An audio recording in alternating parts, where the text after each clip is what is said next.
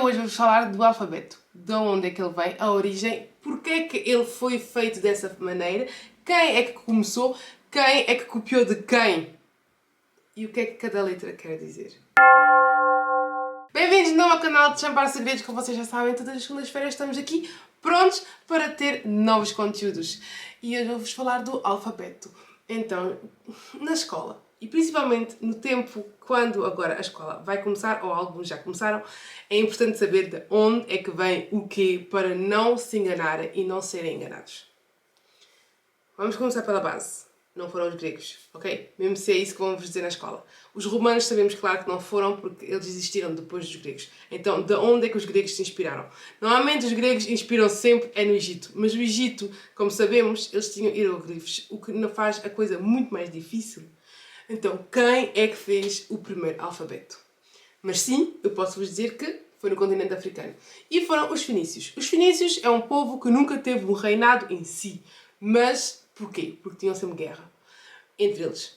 Mas eu sei vos dizer que havia povos no norte do Líbano, como também na cidade de Cartago, que é hoje a Tunísia, aí onde também tem aquela família que foi muito conhecida, que é a família Barca.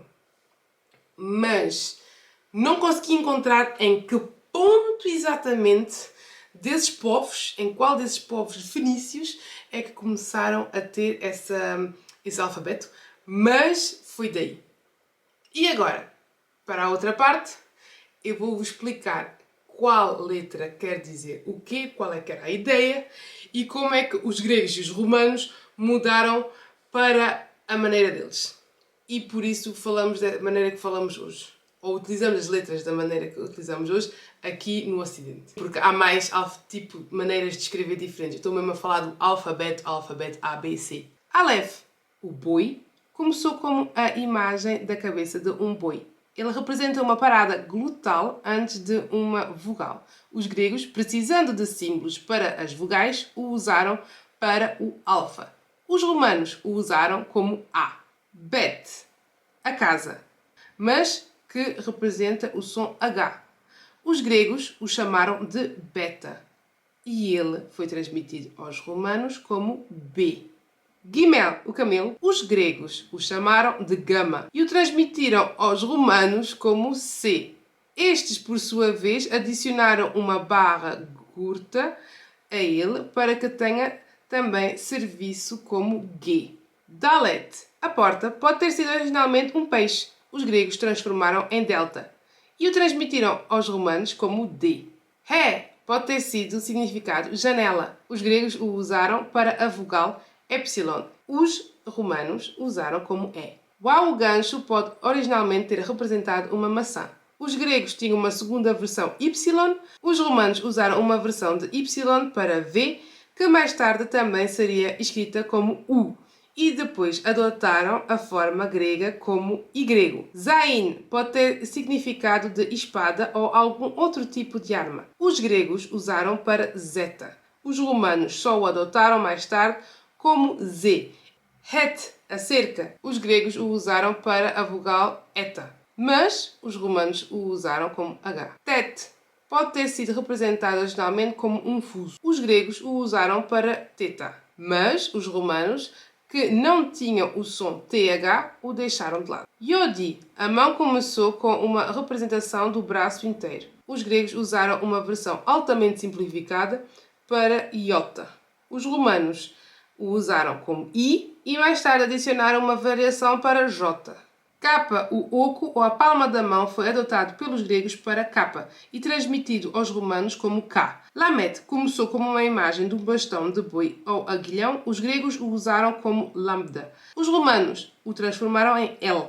Mem, a água, se tornou um mu grego. Os romanos mantiveram como M. Nun, o peixe, era originalmente uma cobra ou enguia. Os gregos o usaram para nu e os romanos para N. Samek, que também significa peixe, tem origem incerta. Os gregos o usaram para X. Os romanos mantiveram apenas a variação X. Ain, o olho, os gregos o usaram para o Omicron. Eles desenvolveram uma variação para ômega. Os romanos mantiveram o original para O. Pé, a boca.